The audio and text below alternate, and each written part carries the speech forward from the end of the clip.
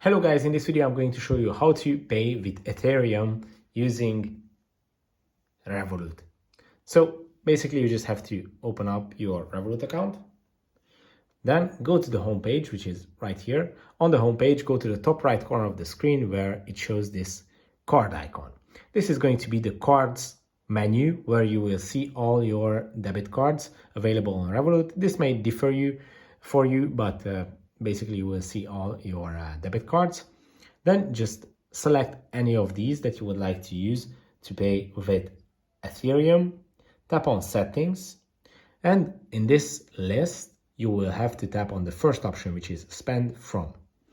And here basically you can set the account that you want to be charged for this debit card, and you can just select Ethereum or any of the, here is Ethereum, any of the cryptos that you would like to spend for this debit card. So basically it's pretty easy. I hope this video was helpful for you. If it was, please consider sending a super thanks donation.